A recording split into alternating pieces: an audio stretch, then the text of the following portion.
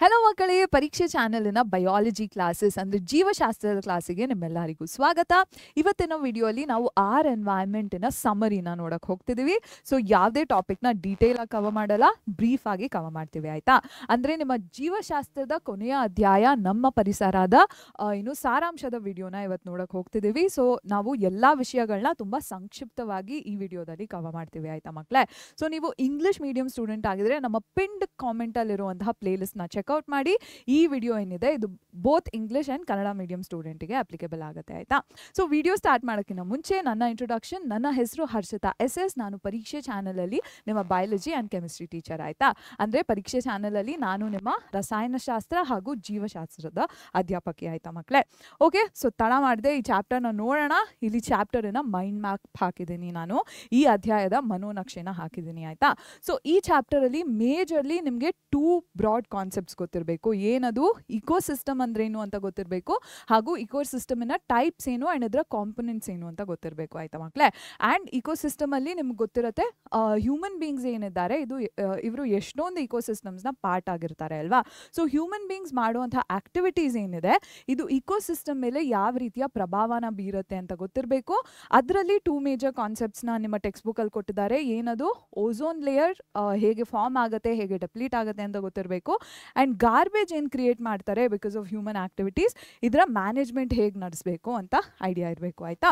So Kannada ಮಾಧ್ಯಮದ ಮಕ್ಕಳಿಗೆ ಹೇಳಬೇಕಂದ್ರೆ ನಮ್ಮ ಪರಿಸರ ಅನ್ನೋ ಅಧ್ಯಾಯ ಏನಿದೆ ಮಕ್ಕಳೇ, ಇದರಲ್ಲಿ 2 ಪ್ರಮುಖ ವಿಷಯಗಳ ಬಗ್ಗೆ ನಿಮಗೆ ಮಾಹಿತಿ ಇರಬೇಕು. ಏನದು ಪರಿಸರ ವ್ಯವಸ್ಥೆ ಅಂದ್ರೇನು ಅಂತ ಗೊತ್ತಿರಬೇಕು, ಹಾಗೂ ಇದರ ಘಟಕಗಳು ಹಾಗೂ ವಿಧಗಳ ಬಗ್ಗೆ ನಿಮಗೆ ಮಾಹಿತಿ ಇರಬೇಕು, ಆಯಿತಾ.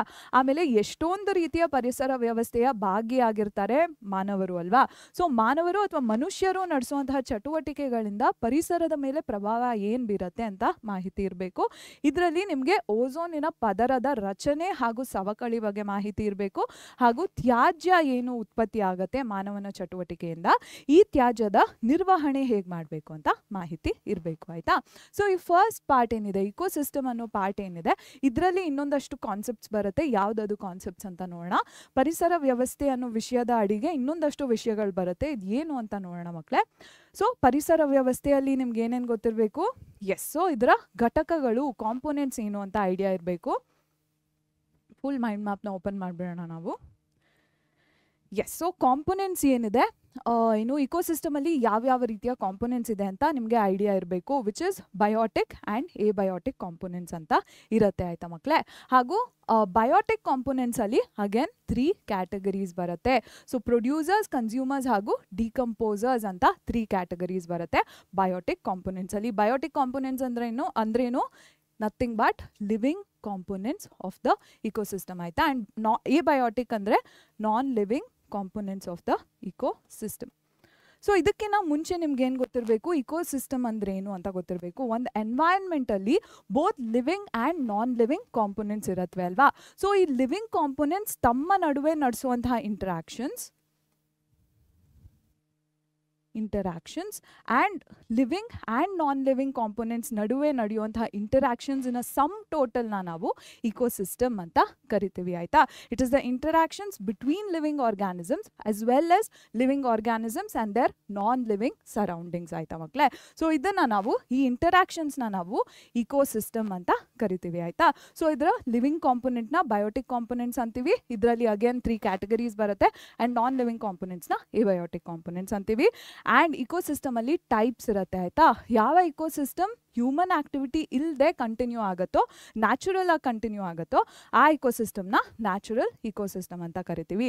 ಎಕ್ಸಾಂಪಲ್ಸ್ ಯಾವುದಿರುತ್ತೆ, ಓಷನ್ಸ್, ಫಾರೆಸ್ಟ್ಸ್ ಎಲ್ಲ examples of natural. Ocean, forest ಎಲ್ಲ ಎಕ್ಸಾಂಪಲ್ಸ್ ಆಫ್ ನ್ಯಾಚುರಲ್ ಇಕೋಸಿಸ್ಟಮ್ ಆಗಿರುತ್ತೆ. ಆ್ಯಂಡ್ ಯಾವ ರೀತಿಯ ಇಕೋಸಿಸ್ಟಮ್ ಸರ್ವೈವ್ ಆಗಬೇಕು ಅಂದರೆ ಹ್ಯೂಮನ್ ಆಕ್ಟಿವಿಟಿ ಇರಲೇಬೇಕೋ ಆ ರೀತಿಯ ಇಕೋಸಿಸ್ಟಮ್ನ ಆರ್ಟಿಫಿಷಿಯಲ್ ಇಕೋಸಿಸ್ಟಮ್ ಅಂತೀವಿ. ಎಕ್ಸಾಂಪಲ್ಸ್ ಬಂದು ಕ್ರಾಪ್ ಫೀಲ್ಡ್ಸ್ ಆಗಿರ್ಬೋದು, ಅಥವಾ ಅಕ್ವೇರಿಯಮ್ಸ್ ಆಗಿರ್ಬೋದು. ಇದೆಲ್ಲ ಮ್ಯಾನ್ ಮೇಡ್ ಆರ್ ಆರ್ಟಿಫಿಷಿಯಲ್ ಇಕೋಸಿಸ್ಟಮಿನ ಎಕ್ಸಾಂಪಲ್ಸ್. ಆ್ಯಂಡ್ ಇದರಲ್ಲಿ ಬಂದರೆ ಕಾಂಪೊನೆಂಟ್ಸ್ ಆಫ್ ಇಕೋಸಿಸ್ಟಮಲ್ಲಿ ಪ್ರೊಡ್ಯೂಸರ್ಸ್, ಕನ್ಸ್ಯೂಮರ್ಸ್ ಆ್ಯಂಡ್ ಡಿಕಂಪೋಸರ್ಸ್ ಬರ್ತವೆ ಅಲ್ಲ. ಸೊ ಪ್ರೊಡ್ಯೂಸರ್ಸ್ ಏನಿರ್ತವೆ, these are organisms that prepare their own food. So autotrophic organisms ಏನಿದ್ದಾವೆ ಇದನ್ನು ನಾವು ಪ್ರೊಡ್ಯೂಸರ್ಸ್ ಅಂತ ಕನ್ಸಿಡರ್ ಮಾಡ್ತೀವಿ. ಆ್ಯಂಡ್ ಕನ್ಸ್ಯೂಮರ್ಸ್ ಏನು ಮಾಡ್ತವೆ, ಡೈರೆಕ್ಟ್ಲಿ ಆರ್ ಇಂಡೈರೆಕ್ಟ್ಲಿ ಆಟೋಟ್ರೋಫ್ಸ್ ಮೇಲೆ ಡಿಪೆಂಡ್ ಆಗಿರ್ತವೆ ಫಾರ್ ದರ್ ನ್ಯೂಟ್ರಿಷನ್ ಆಯಿತಾ.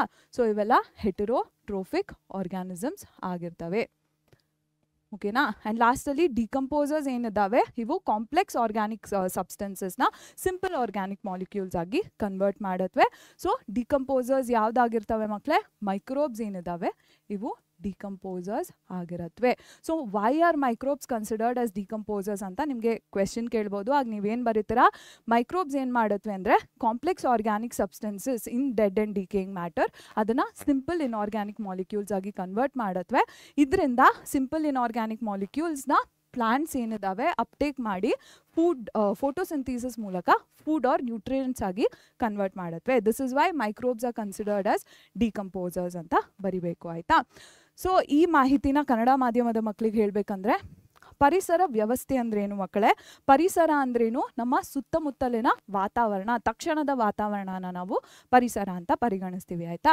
ಸೊ ಪರಿಸರದಲ್ಲಿ 2 ಘಟಕಗಳಿರ್ತವೆ ಆಯಿತಾ, 2 ರೀತಿಯ ಘಟಕಗಳಿರ್ತವೆ, ಜೈವಿಕ ಘಟಕಗಳು ಅಥವಾ ಜೀವಿಗಳು ಹಾಗೂ ಅಜೈವಿಕ ಘಟಕಗಳು ಆಯಿತಾ ಮಕ್ಕಳೇ.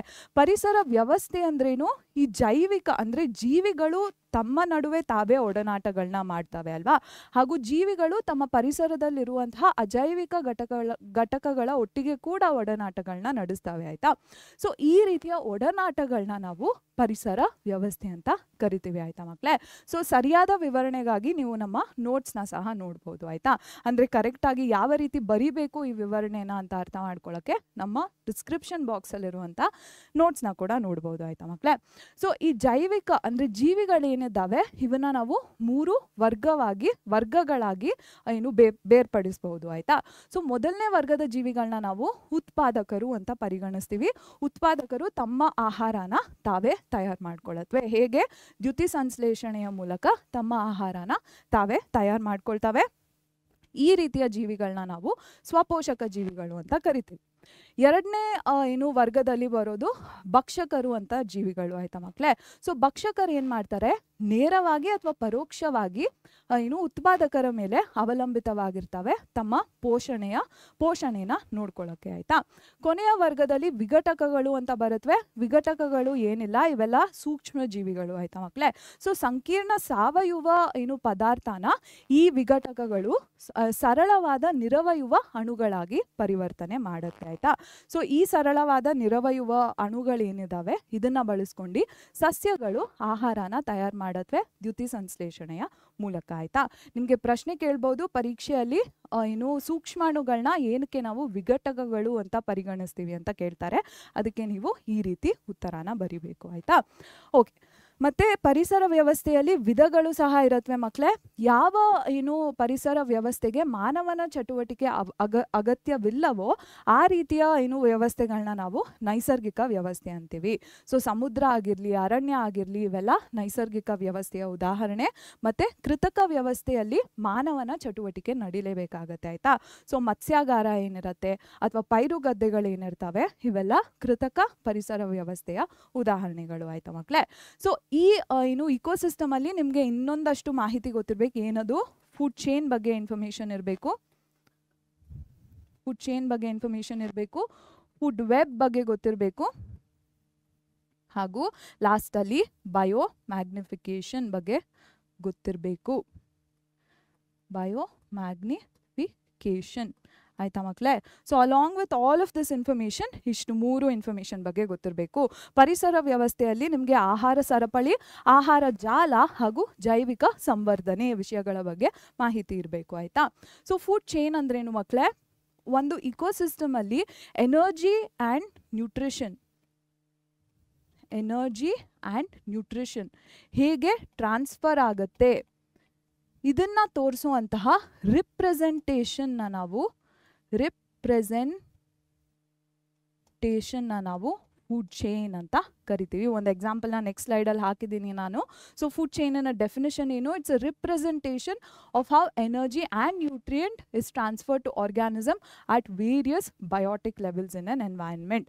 ಅಂದರೆ ಮಕ್ಕಳೇ, ಒಂದು ಪರಿಸರ ವ್ಯವಸ್ಥೆಯಲ್ಲಿ ಆಹಾರ ಹಾಗೂ ಶಕ್ತಿಯ ವರ್ಗಾವಣೆ ಹೇಗೆ ನಡೆಯುತ್ತೆ ಅಂತ ತೋರಿಸ್ಕೊಡುವಂಥ ಒಂದು ಪ್ರತಿನಿಧಿತ್ವನ ನಾವು ಆಹಾರ ಸರಪಳಿ ಅಂತ ಕರಿತೀವಿ. ಆಯಿತಾ?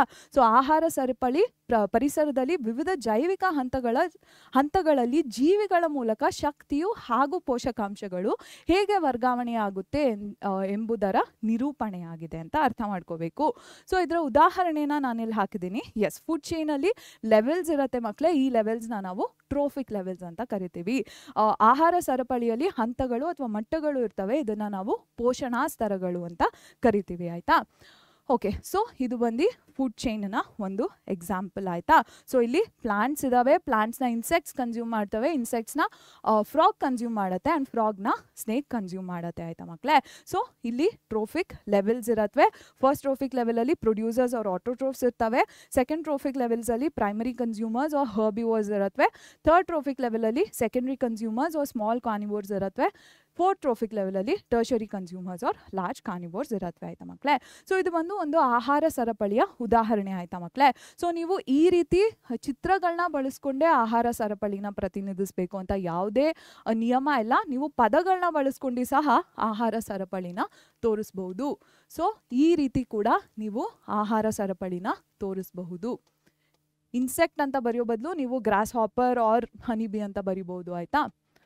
ಸೊ ಮಕ್ಕಳೇ, ಇಂಗ್ಲೀಷ್ ಮೀಡಿಯಂ ಮಕ್ಳಿಗೆ ಹೇಳಬೇಕಂದ್ರೆ ನೀವು ಫುಡ್ ಚೈನ್ನ ಬರೀ ಡಯಾಗ್ರಾಮ್ಸ್ನ ಯೂಟಿಲೈಸ್ ಮಾಡ್ಕೊಂಡು ರಿಪ್ರೆಸೆಂಟ್ ಮಾಡಬೇಕು ಅಂತ ಯಾವುದೇ ರೀತಿಯ ಏನು ರೂಲ್ಸ್ ಇಲ್ಲ. ನೀವು ವರ್ಡ್ಸ್ನ ಯೂಸ್ ಮಾಡ್ಕೊಂಡು ಕೂಡ ಫುಡ್ ಚೈನ್ನ ಬರಿಬೋದು. ಇದು ವರ್ಟಿಕಲ್ ಆಗಿ ಬರಿಬೋದು ಆರ್ ಈ ರೀತಿ ಹಾರಿಸಾಂಟಲ್ ಆಗಿ ಕೂಡ ಬರಿಬೋದು. ಆಯಿತಾ? ಸೊ ಆರೋಸ್ ಯಾವ ಕಡೆ ಫೇಸ್ ಮಾಡತ್ತೆ ಅಂತ ಕ್ಲಾರಿಟಿ ಇರಬೇಕು. ಯಾವ ಆರ್ಗ್ಯಾನಿಸಮ್ನ ಕನ್ಸ್ಯೂಮ್ ಮಾಡ್ತಿದೆ ಅಲ್ವಾ, ಸೊ ಆ ಸೆಕೆಂಡ್ ಆರ್ಗ್ಯಾನಿಸಮ್ ಕಡೆ ಆರೋ ಫೇಸ್ ಮಾಡಬೇಕು. ಇಲ್ಲಿ ಕೀಟಗಳು ಸಸ್ಯನ ತಿಂತಿದೆ ಅಲ್ವಾ ಮಕ್ಕಳೇ, ಸೊ ಕೀಟಗಳ ಕಡೆ ಬಾಣ ಏನಿದೆ ಏನು ನೋಡಬೇಕು. ಆಯಿತಾ? ಅಥವಾ ಕಪ್ಪೆ ಕೀಟಗಳನ್ನ ತಿಂತಿದೆ ಅಂದರೆ ಕಪ್ಪೆಯ ಕಡೆ ಬಾಣನ ತೋರಿಸ್ಬೇಕು. ಆಯಿತಾ ಮಕ್ಕಳೇ ನೀವು? ಸೊ ಇಲ್ಲಿ ನಾವು ಒಂದು ಆಹಾರ ಸರಪಳಿಯ ಉದಾಹರಣೆನ ನೋಡಿದ್ದೀವಿ. ಅದರಲ್ಲಿ ಹಂತಗಳಿರುತ್ತೆ ಅಂತ ಹೇಳಿದೆ ಅಲ್ವಾ, ಪೋಷಣಾ ಸ್ತರಗಳು ಇರುತ್ತೆ ಅಂತ ಹೇಳಿದೆ ಅಲ್ವಾ. ಸೊ ಯಾವ ಪೋಷಣಾ ಸ್ತರದಲ್ಲಿ ಯಾವ ರೀತಿಯ ಜೀವಿಗಳು ಬರುತ್ತೆ ಅಂತ ನಿಮಗೆ ಚೆನ್ನಾಗಿ ಅರ್ಥ ಆಗಬೇಕು. ಮೊದಲನೇ ಪೋಷಣಾ ಸ್ತರದಲ್ಲಿ ಸ್ವಪೋಷಕಗಳಿರ್ತವೆ. ಎರಡನೇದರಲ್ಲಿ ಸಸ್ಯಾಹಾರಿಗಳು ಅಂದರೆ ಪ್ರಾಥಮಿಕ ಭಕ್ಷಕರು ಇರ್ತವೆ. ಮೂರನೇದರಲ್ಲಿ ಸಣ್ಣ ಮಾಂಸಾಹಾರಿಗಳು ಅಥವಾ ದ್ವಿತೀಯಕ ಭಕ್ಷಕರು, ಹಾಗೂ ನಾಲ್ಕನೆಯ ಹಂತದಲ್ಲಿ ಉನ್ನತ ಮಾಂಸಾಹಾರಿಗಳು ಅಥವಾ ತೃತೀಯಕ ಭಕ್ಷಕರು ಇರ್ತಾರೆ ಅಂತ ಗೊತ್ತಿರಬೇಕು. ನೆಕ್ಸ್ಟ್ ಏನು ಗೊತ್ತಿರಬೇಕು ಅಂದರೆ ನಿಮಗೆ 10% ಲಾ ಬಗ್ಗೆ ಗೊತ್ತಿರಬೇಕು. ಆಯಿತಾ ಮಕ್ಕಳೇ? ಸೊ 10% ಲಾ ಅಥವಾ 10% ನಿಯಮ ಅಂತಾನು ಕರಿಬಹುದು ಇದನ್ನ ನೀವು ಕನ್ನಡದಲ್ಲಿ. ಸೊ 10% ಲಾ ಏನು ಹೇಳುತ್ತೆ ಅಂದರೆ, ಸೊ ಎವ್ರಿ ಟ್ರೋಫಿಕ್ ಲೆವೆಲ್ನ ನೀವು ಎವ್ರಿ ಟ್ರೋಫಿಕ್ ಲೆವೆಲಲ್ಲಿ ಎಷ್ಟು ಎನರ್ಜಿ ಅವೈಲೇಬಲ್ ಇರುತ್ತೆ ನೋಡಿ. ಇಲ್ಲಿ 100 ಜೂಲ್ಸ್ ಆಫ್ ಎನರ್ಜಿ ಇದೆ ಅಲ್ವಾ. ಸೊ 100 ಜೂಲ್ಸ್ನ ಬರೀ 10% ಎನರ್ಜಿ ನೆಕ್ಸ್ಟ್ ಟ್ರೋಫಿಕ್ ಲೆವೆಲ್ಗೆ ಅವೈಲೇಬಲ್ ಇರುತ್ತೆ. ಅಂದರೆ ಔಟ್ ಆಫ್ 100ನ 10% ಎಷ್ಟು? ಬರೀ 10 Jules of energy next trophic ಲೆವೆಲ್ಗೆ ಅವೈಲೇಬಲ್ ಇರುತ್ತೆ. ಸೊ ಇಲ್ಲಿ 10 ಜೂಲ್ಸ್ ಇರೋದ್ರಿಂದ 10 ಜೂಲ್ಸಿನ 10% ಮಾತ್ರ ನೆಕ್ಸ್ಟ್ ಟ್ರೋಫಿಕ್ ಲೆವೆಲ್ಗೆ ಅವೈಲೇಬಲ್ ಇರುತ್ತೆ, which is only 1 joule next trophic ಲೆವೆಲ್ಗೆ ಅವೈಲೇಬಲ್ ಇರುತ್ತೆ. ಈ ಕ್ವೆಶನ್ ಮೇಲೆ ಈ ಟಾಪಿಕ್ ಏನಿದೆ ಇದ್ರ ಮೇಲೆ ನ್ಯೂಮರಿಕಲ್ಸ್ನ ತುಂಬಾ ಕೇಳ್ತಾರೆ. ಸೊ ದಯವಿಟ್ಟು ಈ ಟಾಪಿಕ್ನ ನ್ಯೂಮರಿಕಲ್ಸ್ನ ಸಾಲ್ವ್ ಮಾಡೋಕ್ಕೆ ಕಲೀರಿ. ಆಯಿತಾ? ಸೊ 10% ಮಾತ್ರ ಅವೈಲೇಬಲ್ ಇರುತ್ತೆ ಅಂದರೆ rest of the 90% of energy ಎಲ್ಲಿಗೆ ಹೋಗುತ್ತೆ? As heat or for metabolic activities. Rest of the 90% of energy consume ಆಗಿಬಿಡುತ್ತೆ. ಆಯಿತಾ? ಸೊ ಮಕ್ಕಳೇ, 10% ನಿಯಮ ಏನು ಹೇಳ್ತಿದೆ ಅಂದರೆ, ಈ ಪೋಷಣಾ ಸ್ತರದಲ್ಲಿ ನಮಗೆ 100 ಜೂಲ್ ಎನರ್ಜಿ ಸಿಗ್ತಿದೆ ಅಂದರೆ ಈ ಪೋಷಣಾ ಸ್ತರದಿಂದ ಮುಂದಿನ ಪೋಷಣಾ ಸ್ತರಕ್ಕೆ 100ರ ಕೇವಲ 10% ಮಾತ್ರ ಉಪಲಬ್ಧವಾಗಿರುತ್ತೆ. ಆಯಿತಾ ಮಕ್ಕಳೇ? ಅಂದರೆ 100ರ 10% ಅಂದರೆ ಎಷ್ಟು? ಬರೀ 10 ಜೂಲ್ ಮಾತ್ರ ಮುಂದಿನ ಪೋಷಣಾ ಸ್ತರಕ್ಕೆ ಹೋಗಿ ಸೇರತ್ತೆ. ಆಯಿತಾ? ಇದನ್ನು ನಾವು 10% ನಿಯಮ ಅಂತ ಕರಿತೀವಿ. ಆಯಿತಾ? ಸೊ ಮಿಕ್ಕಿದ್ದು 90% ಶಕ್ತಿ ಎಲ್ಲಿಗೆ ಹೋಗುತ್ತೆ ಅಂದರೆ ಈ ಜೀವಿಗಳಿಂದ ಇಲ್ಲ ಉಷ್ಣದ ರೀತಿ ಜೀವಿಗಳಿಂದ ಹೊರಗೆ ಹೋಗುತ್ತೆ ಅಥವಾ ಚಯಾಪಚಯ ಕ್ರಿಯೆಗಳಿಗೆ ಇಷ್ಟು ಶಕ್ತಿ ಏನು ಯೂಸ್ ಆಗಿಬಿಡತ್ತೆ ಆಯಿತಾ ಮಕ್ಕಳೇ. ಚಯಾಪಚಯ ಕ್ರಿಯೆಗಳಲ್ಲಿ ಇಷ್ಟು ಶಕ್ತಿ ಏನಿದೆ ಇದು ಬಳಕೆ ಆಗಿಬಿಡತ್ತೆ ಆಯಿತಾ. ಓಕೆ, ಸೊ ಇಷ್ಟು ಮಾಹಿತಿ ಇರಬೇಕು. ನೆಕ್ಸ್ಟ್ ಏನು ಗೊತ್ತಿರಬೇಕು, ಫುಡ್ ವೆಬ್ ಅಂದ್ರೇನು ಅಂತ ಗೊತ್ತಿರಬೇಕು ಆಯಿತಾ. ಸೊ ಒಂದು ಇಕೋಸಿಸ್ಟಮಲ್ಲಿ ಬರೀ ಒಂದೇ ಫುಡ್ ಚೈನ್ ಇರಬೇಕು ಅಂತ ನೆಸೆಸಿಟಿ ಇಲ್ಲ ಅಲ್ವಾ. ಸೊ ಎಷ್ಟೊಂದು ಫುಡ್ ಚೈನ್ಸ್ ನಡುವೆ ಇರುವಂತಹ ಇಂಟರ್ಲಿಂಕ್ಸ್ನ ಫುಡ್ ವೆಬ್ ಏನಿದೆ ರಿಪ್ರೆಸೆಂಟ್ ಮಾಡುತ್ತೆ ಆಯಿತಾ ಮಕ್ಕಳೇ. ಸೊ ಇಲ್ಲಿ ಎಷ್ಟೊಂದು ಫುಡ್ ಚೈನ್ಸ್ ಇದೆ. ಸೊ ಈ ಫುಡ್ ಚೈನ್ಸ್ ಮಧ್ಯೆ ಕನೆಕ್ಷನ್ಸ್ ಏನಿರುತ್ತೆ ಅಂತ ಒಂದು ಫುಡ್ ವೆಬ್ ರಿಪ್ರೆಸೆಂಟ್ ಮಾಡುತ್ತೆ ಆಯಿತಾ ಮಕ್ಕಳೇ. ಸೊ ಒಂದು ಪರಿಸರ ವ್ಯವಸ್ಥೆ ಅಥವಾ ಪರಿಸರದಲ್ಲಿ ಕೇವಲ ಒಂದೇ ಒಂದು ಆಹಾರ ಸರಪಳಿ ಇರಬೇಕು ಅಂತ ನಿಯಮ ಇಲ್ಲ ಅಲ್ವಾ. ಸೊ ಹಲವಾರು ಆಹಾರ ಸರಪಳಿಗಳ ನಡುವೆ ಇರುವಂತಹ ಬಂಧಗಳನ್ನ ಒಂದು ಆಹಾರ ಜಾಲ ಪ್ರತಿನಿಧಿಸುತ್ತೆ ಆಯಿತಾ. ಸೊ ಇಲ್ಲಿ ಆಹಾರ ಜಾಲದ ವಿವರಣೆ ಏನು ಅಂತ ಕೊಟ್ಟಿದ್ದೀವಿ ಆಯಿತಾ ಮಕ್ಕಳೇ. ಓಕೆ, ನೆಕ್ಸ್ಟ್ ಏನು ಗೊತ್ತಿರಬೇಕು, ಬಯೋಲಾಜಿಕಲ್ ಮ್ಯಾಗ್ನಿಫಿಕೇಶನ್. ಸೊ ಬೇಸಿಕಲಿ ಒಂದು ಫುಡ್ ಚೈನ್ನ ಯಾವುದೇ ರೀತಿ ಕೆಮಿಕಲ್ಸ್ ಎಂಟರ್ ಮಾಡಿದ್ರೆ, ಕೆಮಿಕಲ್ಸ್ ಮೇಜರ್ಲಿ ಎಲ್ಲಿಂದ ಬರುತ್ತೆ ಕೆಮಿಕಲ್ಸ್ ಮಕ್ಕಳೇ, ಫ್ರಮ್ ಪೆಸ್ಟಿಸೈಡ್ಸ್ ಕೆಮಿಕಲ್ಸ್ ಬರುತ್ತೆ ಆಯಿತಾ. ಫ್ರಮ್ ಪೆಸ್ಟಿಸೈಡ್ಸ್ ಕೆಮಿಕಲ್ಸ್ ಬರುತ್ತೆ. ಅವ್ರ ಇನ್ಸೆಕ್ಟಿಸೈಡ್ಸ್ ಆದರೂ ಆಗಿರ್ಬೋದು, ಫಂಜಿಸೈಡ್ಸ್ ಆಗಿರ್ಬೋದು. ಸೊ ಈ ರೀತಿಯ ಕೆಮಿಕಲ್ಸ್ ಏನಾದರೂ ಫುಡ್ ಚೈನ್ನ ಎಂಟರ್ ಮಾಡಿದ್ರೆ ಎವ್ರಿ ಟ್ರೋಫಿಕ್ ಲೆವೆಲಲ್ಲಿ ಈ ಕೆಮಿಕಲ್ಸ್ನ ಕಾನ್ಸಂಟ್ರೇಷನ್ ಇನ್ಕ್ರೀಸ್ ಆಗ್ತಾ ಹೋಗ್ತಿರತ್ತೆ. ಸೊ ಈ ಪ್ರಾಸೆಸ್ನ ನಾವು ಬಯೋಮ್ಯಾಗ್ನಿಫಿಕೇಶನ್ ಆರ್ ಬಯೋಲಾಜಿಕಲ್ ಮ್ಯಾಗ್ನಿಫಿಕೇಶನ್ ಅಂತ ಕರಿತೀವಿ. ಏನಕ್ಕೆ ಕಾನ್ಸಂಟ್ರೇಷನ್ ಇನ್ಕ್ರೀಸ್ ಆಗುತ್ತೆ, ಬಿಕಾಸ್ ಎನರ್ಜಿ ಏನಿದೆ ಅದು ಪ್ರಾಸೆಸಸ್ಗೆ ಯುಟಿಲೈಸ್ ಆಗುತ್ತೆ, ನ್ಯೂಟ್ರಿಯೆಂಟ್ಸ್ ಕೂಡ ಬೇರೆ ಬೇರೆ ಪ್ರಾಸೆಸಸ್ಗೆ ಯುಟಿಲೈಸ್ ಆಗುತ್ತೆ. ಬಟ್ ಕೆಮಿಕಲ್ಸ್ ಏನಿದ್ದಾವೆ ಇದಕ್ಕೆ ಬಯೋಲಾಜಿಕಲ್ ಸಿಸ್ಟಮಲ್ಲಿ ಯಾವುದೇ ರೀತಿಯ ಯೂಸ್ ಇರಲ್ಲ ಆಯಿತಾ. ಸೊ ಕೆಮಿಕಲ್ಸ್ ಏನಿದೆ as we go up the trophic levels ಕೆಮಿಕಲ್ಸ್ನ ಕಾನ್ಸಂಟ್ರೇಷನ್ ಇನ್ಕ್ರೀಸ್ ಆಗುತ್ತೆ ಆ್ಯಂಡ್ ಈ ಪ್ರಾಸೆಸ್ನ ನಾವು ಬಯೋಮ್ಯಾಗ್ನಿಫಿಕೇಶನ್ ಅಂತ ಕರಿತೀವಿ ಆಯಿತಾ. ಸೊ ಮಕ್ಕಳೇ, ಯಾವುದೇ ಆಹಾರ ಸರಪಳಿನ ಅಕಸ್ಮಾತ್ ರಾಸಾಯನಿಕಗಳು ಏನಾದರೂ ಪ್ರವೇಶಿಸಿದ್ರೆ, ರಾಸಾಯನಿಕಗಳು ಎಲ್ಲಿಂದ ಬರ್ತವೆ, ಕೀಟನಾಶಕಗಳಿಂದ ಬರ್ಬೋದು ಅಥವಾ ಶಿಲೀಂಧ್ರನಾಶಕಗಳಿಂದ ಬರ್ಬೋದು. ಸೊ ಈ ರೀತಿಯ ರಾಸಾಯನಿಕಗಳು ಅಕಸ್ಮಾತ್ ಯಾವುದೇ ಆಹಾರ ಸರಪಳಿನ ಪ್ರವೇಶಿಸಿದ್ರೆ ಈ ರಾಸಾಯನಿಕಗಳ ಸಾಂದ್ರತೆ ಏನಿದೆ ಅದು ಪ್ರತಿಯೊಂದು ಪೋಷಣಾ ಸ್ತರದಲ್ಲಿ ಹೆಚ್ಚುತ್ತಾ ಹೋಗುತ್ತೆ ಆಯಿತಾ ಮಕ್ಕಳೇ. ಸೊ ಈ ಕ್ರಿಯೆನ ನಾವು ಜೈವಿಕ ಸಂವರ್ಧನೆ ಅಂತ ಕರಿತೀವಿ ಆಯ್ತಾ. ಸೊ ಈ ಜೈವಿಕ ಸಂವರ್ಧನೆ ಅಂದ್ರೇನು ಅಂತ ವಿವರಣೆನ ಇಲ್ಲಿ ನಾನು ಕೊಟ್ಟಿದ್ದೀನಿ ಆಯ್ತಾ. ಏನಕ್ಕೆ ರಾಸಾಯನಿಕಗಳ ಸಾಂದ್ರತೆ ಹೆಚ್ಚುತ್ತೆ ಅಂದ್ರೆ, ನಮ್ಮ ದೇಹದಲ್ಲಿ ಶಕ್ತಿ ಹಾಗೂ ಪೋಷಕಾಂಶಗಳಿಗೆ ಯಾವುದೋ ಒಂದು ಕೆಲಸ ಇರುತ್ತೆ ಅಲ್ವಾ. ಸೊ ಈ ಶಕ್ತಿ ಹಾಗೂ ಪೋಷಕಾಂಶಗಳಲ್ಲಿ ವಿಭಜನೆ ನಡೆಯುತ್ತೆ ಅಲ್ವಾ. ಆದ್ರೆ ರಾಸಾಯನಿಕಗಳಲ್ಲಿ ಯಾವುದೇ ರೀತಿಯ ವಿಭಜನೆ ಅಥವಾ ಪರಿವರ್ತನೆ ನಡೆಯಲ್ಲ ಆಯ್ತಾ ಮಕ್ಕಳೇ. ಇದಕ್ಕಾಗಿ ರಾಸಾಯನಿಕಗಳು ಎಲ್ಲಾ ಪೋಷಣಾ ಸ್ತರದಲ್ಲಿ ಇದರ ಸಾಂದ್ರತೆ ಹೆಚ್ಚುತ್ತಾ ಹೋಗುತ್ತೆ ಆಯ್ತಾ ಮಕ್ಕಳೇ. ಓಕೆ, ನೆಕ್ಸ್ಟ್ ನಮ್ಮ ಹ್ಯೂಮನ್ ಆಕ್ಟಿವಿಟೀಸ್ಗೆ ಬರಬೇಕು ಆಯ್ತಾ. ಸೊ ಹ್ಯೂಮನ್ ಆಕ್ಟಿವಿಟೀಸಲ್ಲಿ 2 ಕಾನ್ಸೆಪ್ಟ್ಸ್ ಇದೆ. ಏನದು, ಓಝೋನ್ ಹಾಗೂ ವೇಸ್ಟ್ನ ಕಾನ್ಸೆಪ್ಟ್ಸ್ ಆಯ್ತಾ. ಸೊ ಓಝೋನ್ ಏನಿದೆ ಮಕ್ಕಳೇ, ಇದರ ಮಾಲಿಕ್ಯುಲರ್ ಫಾರ್ಮುಲಾ ಬಂದು O3 ಆಗಿರುತ್ತೆ. So ozone is originally a poisonous gas ಆಯ್ತಾ. Ozone is actually a poisonous gas, but ozone in the atmosphere, higher layers of the atmosphere ಅಲ್ಲಿ ಓಝೋನ್ ಏನಿದೆ ಇದು ನಮ್ಮನ್ನ UV ರೇಡಿಯೇಷನ್ ಇಂದ ಪ್ರೊಟೆಕ್ಟ್ ಮಾಡುತ್ತೆ. UV ರೇಡಿಯೇಷನ್ ಇಂದ ಏನಕ್ಕೆ ಪ್ರೊಟೆಕ್ಟ್ ಮಾಡುತ್ತೆ, UV ರೇಡಿಯೇಷನ್ ಹಾರ್ಮ್ಫುಲ್ ಎಫೆಕ್ಟ್ಸ್ ಏನು ಅಂತ ನಾನು ನೆಕ್ಸ್ಟ್ ಸ್ಲೈಡ್ ನಲ್ಲಿ ಹಾಕಿದ್ದೀನಿ ಆಯ್ತಾ. ಸೊ ಓಝೋನ್ ಏನಿದೆ ಇದರ ಫಾರ್ಮೇಷನ್ ಅಲ್ಲಿ 2 ರಿಯಾಕ್ಷನ್ಸ್ ಇರುತ್ತೆ ಆಯ್ತಾ ಮಕ್ಕಳೇ. ಸೊ ಫಸ್ಟ್ ರಿಯಾಕ್ಷನ್ ಏನು, ಓಝೋನ್ ಅಂದರೆ ಒಂದು ಆಕ್ಸಿಜನ್ ಮಾಲಿಕ್ಯೂಲ್ ಮೇಲೆ UV ರೇಡಿಯೇಷನ್ ಆ್ಯಕ್ಟ್ ಮಾಡಿ ನಮಗೆ ಅಟಾಮಿಕ್ ಆಕ್ಸಿಜನ್ನ ನೀಡುತ್ತೆ. This is the first reaction. And second one ಏನು, ಈ ಅಟಾಮಿಕ್ ಆಕ್ಸಿಜನ್ ಏನಿದೆ ಇದು ಇನ್ನೊಂದು ಆಕ್ಸಿಜನ್ ಮಾಲಿಕ್ಯೂಲ್ ಒಟ್ಟಿಗೆ ಕಂಬೈನ್ ಮಾಡಿ ನಮಗೆ O3 ಕೊಡುತ್ತೆ ಆಯಿತಾ. ಸೊ ಈ 2 ರಿಯಾಕ್ಷನ್ಸ್ ಗೊತ್ತಿರಬೇಕು ನಿಮಗೆ with regards to formation of ozone. Depletion of ozone ಅಲ್ಲಿ ಏನು ಗೊತ್ತಿರಬೇಕು, because of certain compounds called CFCs ಅಂದರೆ ಕ್ಲೋರೋಫ್ಲೂರೋಕಾರ್ಬನ್ಸ್ ಆಯ್ತಾ ಮಕ್ಕಳೇ. ಸೊ ಈ CFCs ಏನಿದ್ದಾವೆ ಇದು ರೆಫ್ರಿಜರೆಂಟ್ಸ್ ಹಾಗೂ ಫೈರ್ ಎಕ್ಸ್ಟಿಂಗ್ವಿಷರ್ಸ್ ಅಲ್ಲಿ ಯೂಸ್ ಆಗ್ತಿತ್ತು ಆಯ್ತಾ. ಸೊ ಈ CFCs ಏನು ಮಾಡ್ತಿದ್ವು, ಓಝೋನ್ ಲೆವೆಲ್ಸ್ ಏನಿದೆ ಅದನ್ನ ಡೆಪ್ಲೀಟ್ ಮಾಡೋಕ್ಕೆ ಅಂದರೆ ಡ್ಯಾಮೇಜ್ ಮಾಡೋಕ್ಕೆ ಕಾಸ್ ಆಗ್ತಿತ್ತು ಆಯ್ತಾ. So United Nations Environment Programme ಏನು ನಡೀತು 1987 ಅಲ್ಲಿ. ಸೊ ಈ ಪ್ರೋಗ್ರಾಮಲ್ಲಿ CFCsನ ಬ್ಯಾನ್ ಮಾಡಬೇಕು ಅಂತ ಡಿಸಿಷನ್ ಹೊರಡ್ತು ಆಯ್ತಾ ಮಕ್ಕಳೇ. ಸೊ ಇಷ್ಟು ಗೊತ್ತಿರಬೇಕು ನಿಮಗೆ ಫಾರ್ಮೇಷನ್ ಆ್ಯಂಡ್ ಡೆಪ್ಲೀಷನ್ ಆಫ್ ಓಝೋನ್ ಬಗ್ಗೆ ಆಯ್ತಾ. ಓಕೆ ಮಕ್ಕಳೇ, ಕನ್ನಡ ಮಾಧ್ಯಮದ ಮಕ್ಕಳಿಗೆ ಹೇಳಬೇಕಂದ್ರೆ ಮಾನವ ಚಟುವಟಿಕೆಗಳು ಅನ್ನೋ ವಿಷಯದಲ್ಲಿ 2 ಪ್ರಮುಖವಾದ ವಿಷಯದ ಬಗ್ಗೆ ಮಾಹಿತಿ ಇರಬೇಕು ನಿಮಗೆ. ಅದು ಬಂದು ಓಝೋನ್ ಆಯ್ತಾ. ಸೊ ಓಝೋನ್ ಒಂದು ಅನಿಲ ರೂಪದ ಒಂದು ಸಂಯುಕ್ತ ಆಯ್ತಾ ಮಕ್ಕಳೇ. ಸೊ ಇದರ ರಾಸಾಯನಿಕ ಸೂತ್ರ ಇಲ್ಲಿ ಇದೆ, O3 ಅನ್ನೋದು ರಾಸಾಯನಿಕ ಸೂತ್ರ ಆಯ್ತಾ. ಸೊ ಇದು ಒಂದು ವಿಷಕಾರಿ ಅನಿಲ, ಇದನ್ನ ನಾವು ಯಾವತ್ತೂ ಉಸಿರಾಡಬಾರ್ದು. ಆದರೆ ವಾತಾವರಣದ ಉನ್ನತ ಮಟ್ಟಗಳಲ್ಲಿ ಓಝೋನಿನ ಪದರ ಏನಿದೆ ಇದು ನಮ್ಮನ್ನ ಅಂದ್ರೆ ಏನು ಭೂಮಿಯ ಮೇಲ್ಮೈಯಲ್ಲಿ ಇರುವಂತಹ ಜೀವಿಗಳನ್ನ ನೇರಳಾತೀತ ವಿಕಿರಣದ ಹಾನಿಕಾರಕ ಪ್ರಭಾವದಿಂದ ನಮ್ಮನ್ನ ರಕ್ಷಿಸುತ್ತೆ ಆಯ್ತಾ ಮಕ್ಕಳೇ. ಸೊ ಯಾವ ರೀತಿಯ ಪ್ರಭಾವ ಇರುತ್ತೆ ನೇರಳಾತೀತ ವಿಕಿರಣದಿಂದ ಅಂತ ನಾನು ಹೇಳ್ತೀನಿ ನಿಮಗೆ. ಅದಕ್ಕಿಂತ ಮುಂಚೆ ಓಝೋನಿನ ರಚನೆ ಹೇಗಾಗತ್ತೆ ಅನ್ನೋ ಮಾಹಿತಿ ಇರಬೇಕು. ಅದರಲ್ಲಿ ನಿಮಗೆ ಎರಡು ಸಮೀಕರಣದ ಬಗ್ಗೆ ಮಾಹಿತಿ ಇರಬೇಕು. ಸೊ ಮೊದಲನೇ ಸಮೀಕರಣದಲ್ಲಿ ಮೊದಲನೇ ಕ್ರಿಯೆಯಲ್ಲಿ ಏನಾಗುತ್ತೆ ಅಂದ್ರೆ UV ಅಂದ್ರೆ ಈ ನೇರಳಾತೀತ ವಿಕಿರಣ ಏನಿದೆ ಇದು ಆಕ್ಸಿಜನ್ನಿನ ಅಣುವಿನ ಮೇಲೆ ಕ್ರಿಯೆನ ನಡೆಸಿ ಪರಮಾಣುವಿನ ರೂಪದಲ್ಲಿ ಆಕ್ಸಿಜನ್ನ ವಿಭಜನೆ ಮಾಡುತ್ತೆ. ಈ ಪರಮಾಣು ಬಂದು ಇನ್ನೊಂದು ಆಕ್ಸಿಜನ್ ಅಣು ಒಟ್ಟಿಗೆ ಕ್ರಿಯೆನ ನಡೆಸಿ ಸಂಯೋಜನೆಗೊಂಡು ಓಝೋನಿನ ಅಣುನ ರೂಪಿಸುತ್ತೆ ಆಯ್ತಾ ಮಕ್ಕಳೇ. ಓಕೆ, ಸೊ ನಿಮಗೆ ಓಝೋನಿನ ಸವಕಳಿಯಲ್ಲಿ ಏನು ಮಾಹಿತಿ ಇರಬೇಕು ಅಂದರೆ CFCs ಅನ್ನೋ ಸಂಯುಕ್ತಗಳಿರ್ತವೆ ಆಯ್ತಾ. ಇದನ್ನು ನಾವು ಆಂಗ್ಲ ಭಾಷೆಯಲ್ಲಿ ಕ್ಲೋರೋಫ್ಲೂರೋ ಕಾರ್ಬನ್ ಅಂತ ಕರಿತೀವಿ ಆಯ್ತಾ. ಸೊ ಈ ಕ್ಲೋರೋಫ್ಲೂರೋ ಕಾರ್ಬನ್ ಫ್ರಿಡ್ಜ್ಗಳಲ್ಲಿ ಬಳಕೆ ಆಗ್ತಿತ್ತು ಹಾಗೂ ಅಗ್ನಿಶಾಮಕಗಳನ್ನ ತಯಾರು ಮಾಡಲಿಕ್ಕೆ ಬಳಕೆ ಆಗ್ತಿತ್ತು ಆಯ್ತಾ. ಸೊ ಇದರಿಂದ ಓಝೋನಿನ ಸವೆತ ನಡೀತಿತ್ತು ಆಯ್ತಾ ಮಕ್ಕಳೇ. ಸೊ ಇದನ್ನ ಯುನೈಟೆಡ್ ನೇಷನ್ಸ್ ಎನ್ವೈರನ್ಮೆಂಟ್ ಪ್ರೋಗ್ರಾಮ್ ಅಂತ ನಡೀತು ಆಯ್ತಾ. ಇದು ಯಾವಾಗ ನಡೆದಿದ್ದು 1987ರಲ್ಲಿ ನಡೆದಿದ್ದ ಒಂದು ಕಾರ್ಯಕ್ರಮ ಆಯ್ತಾ ಮಕ್ಕಳೇ ಇದು. ಸೊ ಇದರಲ್ಲಿ ಏನು ಹೇಳಿದ್ರು ಅಂದ್ರೆ CFCs ಅನ್ನೋ ಸಂಯುಕ್ತಗಳನ್ನ ನಾವು ಇನ್ಮುಂದೆ ಬಳಸಬಾರ್ದು ಅಂತ ನಿಯಮ ಜಾರಿ ಆಯ್ತು ಆಯ್ತಾ ಮಕ್ಕಳೇ.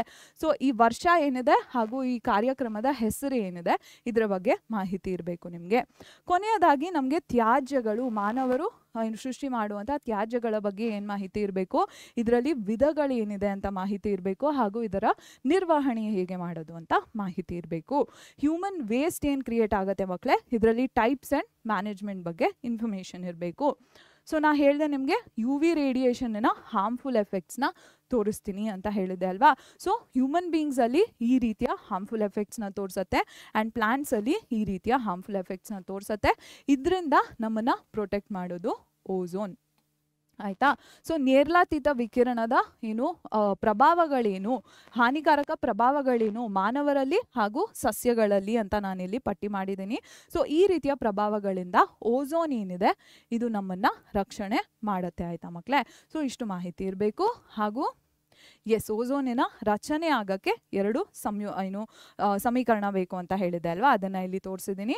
ಓಝೋನ್ ಫಾರ್ಮೇಷನ್ ಅಲ್ಲಿ 2 ಇಕ್ವೇಷನ್ಸ್ ಇರುತ್ತೆ ಅಂತ ಹೇಳಿದೆ, ಈ ಇಕ್ವೇಷನ್ಸ್ನ ಬರಿಬೇಕಾಗತ್ತೆ ಆಯ್ತಾ. ಓಕೆ, ನೆಕ್ಸ್ಟ್ ನಿಮಗೆ ವೇಸ್ಟ್ ಅಲ್ಲಿ ಕ್ಯಾಟಗರೀಸ್ ಇರುತ್ತೆ ಅಂತ ಹೇಳಿದೆ ಅಲ್ವಾ ಮಕ್ಕಳೇ. These are the 2 categories, biodegradable waste and non biodegradable waste. Biodegradable waste ಅಂದ್ರೇನು, ಮೈಕ್ರೋಬ್ಸ್ ಈ ರೀತಿಯ ವೇಸ್ಟ್ ಮೇಲೆ ಆಕ್ಟ್ ಮಾಡಿ ಅದನ್ನ ಬ್ರೇಕ್ ಡೌನ್ ಮಾಡತ್ವೆ ಆಯ್ತಾ. ಸೊ ಈ ರೀತಿಯ ವೇಸ್ಟ್ನ ನಾವು ಬಯೋಡಿಗ್ರೇಡಬಲ್ ವೇಸ್ಟ್ ಅಂತ ಕರಿತೀವಿ. ಇದರಲ್ಲಿ ನೀವು ಬ್ಯಾಕ್ಟೀರಿಯಾ ಆ್ಯಂಡ್ ಸ್ಯಾಪ್ರೋಫೈಟ್ಸ್ನ ಇನ್ ಪರ್ಟಿಕ್ಯುಲರ್ ಮೆನ್ಷನ್ ಮಾಡಬೇಕಾಗತ್ತೆ. ಆ್ಯಂಡ್ ಯಾವ ವೇಸ್ಟ್ ಬ್ಯಾಕ್ಟೀರಿಯಾ ಆ್ಯಂಡ್ ಅದರ್ ಸ್ಯಾಪ್ರೋಫೈಟ್ಸ್ನ ಆಕ್ಟಿವಿಟಿಯಿಂದ ಬ್ರೇಕ್ ಡೌನ್ ಆಗಲ್ವೋ ಆ ರೀತಿಯ ವೇಸ್ಟ್ನ ನಾನ್ ಬಯೋಡಿಗ್ರೇಡಬಲ್ ವೇಸ್ಟ್ ಅಂತ ಕರಿತೀವಿ. ಸೊ ಈ 2 ಟೈಪ್ಸ್ ಆಫ್ ವೇಸ್ಟ್ ನಡುವೆ ಡಿಫ್ರೆನ್ಶಿಯೇಟ್ ಮಾಡಿ ಅಂತ ಎಕ್ಸಾಮಲ್ ಕ್ವೆಶನ್ ಕೇಳ್ಬೋದು. ಸೊ ಇನ್ನೊಂದಷ್ಟು ಪಾಯಿಂಟ್ಸ್ ಆಫ್ ಡಿಫ್ರೆನ್ಸಿಯೇಷನ್ನ ನೀವು ನಮ್ಮ ನೋಟ್ಸಲ್ಲಿ ಪಡಿಬಹುದು ಆಯ್ತಾ. ಸೊ 2 ವಿಧಗಳಲ್ಲಿ ನಾವು ತ್ಯಾಜ್ಯನ ಸೃಷ್ಟಿ ಮಾಡ್ತೀವಿ ಆಯ್ತಾ ಮಕ್ಕಳೇ. ಮೊದಲನೇ ವಿಧ ಬಂದು ಜೈವಿಕ ವಿಘಟನೆಗೆ ಒಳಗಾಗುವ ವಸ್ತುಗಳು, ಎರಡನೆಯ ವಿಧ ಬಂದು ಜೈವಿಕ ವಿಘಟನೆಗೆ ಒಳಗಾಗದ ವಸ್ತುಗಳು ಆಯ್ತಾ. ಸೊ ಮೊದಲನೆಯ ವಿಧದಲ್ಲಿ ಬ್ಯಾಕ್ಟೀರಿಯಾ, ಕೊಳೆತಿನಿಗಳ ರೀತಿ ಜೀವಿಗಳೇನಿದ್ದಾವೆ ಈ ತ್ಯಾಜ್ಯಗಳ ಮೇಲೆ ಕ್ರಿಯೆನ ನಡೆಸಿ ಇದರಲ್ಲಿ ವಿಭಜನೆನ ಉಂಟು ಮಾಡತ್ವೆ. ಎರಡನೇ ವರ್ಗದ ತ್ಯಾಜ್ಯಗಳಲ್ಲಿ ಬ್ಯಾಕ್ಟೀರಿಯಾ ಹಾಗೂ ಕೊಳೆತಿನಿಗಳ ರೀತಿ ಜೀವಿಗಳೇನಿದ್ದಾವೆ ಈ ತ್ಯಾಜ್ಯದ ಮೇಲೆ ಯಾವುದೇ ಕ್ರಿಯೆನ ನಡೆಸಿದ್ರು ಈ ತ್ಯಾಜ್ಯಗಳಲ್ಲಿ ವಿಭಜನೆ ಸುಲಭವಾಗಿ ನಡೆಯಲ್ಲ ಆಯ್ತಾ. ಸೊ ಇದನ್ನ ನಾವು ಜೈವಿಕ ವಿಘಟನೆಗೆ ಒಳಗಾಗದ ವಸ್ತುಗಳು ಅಂತ ಕರಿತೀವಿ. ಸೊ ಈ 2 ವರ್ಗದ ತ್ಯಾಜ್ಯಗಳ ನಡುವೆ ನೀವು ಪ್ರತ್ಯೇಕತೆ ಏನಿದೆ, 2ರ ನಡುವೆ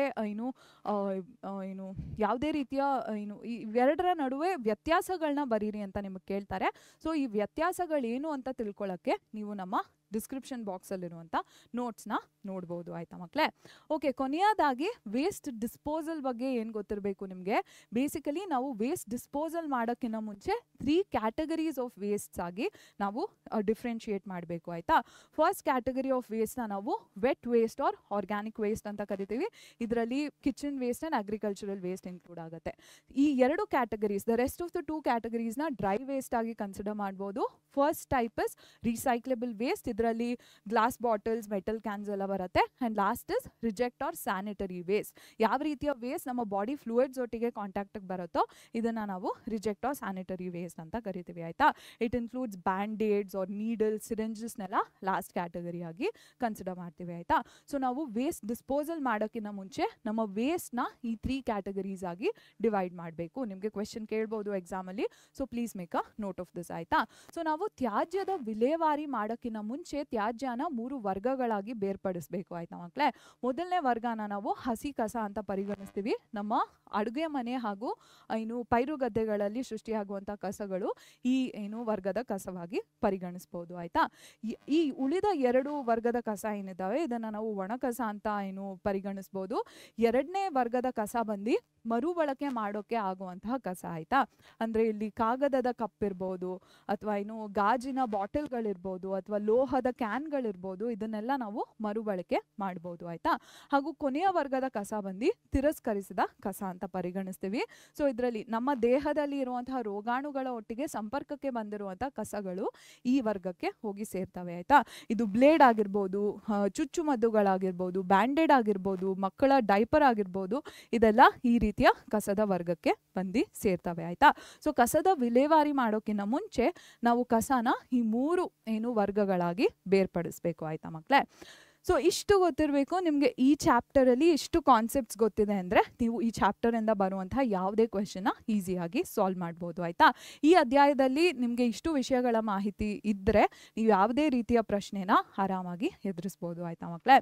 ಸೊ ಎಸ್, ನಿಮಗೆ ವಿಡಿಯೋ ಇಷ್ಟ ಆಗಿದ್ರೆ ದಯವಿಟ್ಟು ಲೈಕ್ ಮಾಡಿ ಆ್ಯಂಡ್ ನಿಮ್ಮ ಫ್ರೆಂಡ್ಸ್ ಒಟ್ಟಿಗೆ ಶೇರ್ ಮಾಡೋದನ್ನ ಮರಿಬೇಡಿ. ಆ್ಯಂಡ್ ನಮ್ಮ ವಿಡಿಯೋಸ್ ಎಲ್ಲ ಇಷ್ಟ ಆಗ್ತಿದೆ ಅಂದರೆ ನಮ್ಮ ಚಾನಲ್ಗೆ ಸಬ್ಸ್ಕ್ರೈಬ್ ಮಾಡೋದನ್ನು ಮರಿಬೇಡಿ ಆಯಿತಾ ಮಕ್ಕಳೇ. So thank you so much for joining us. I see you in the next video.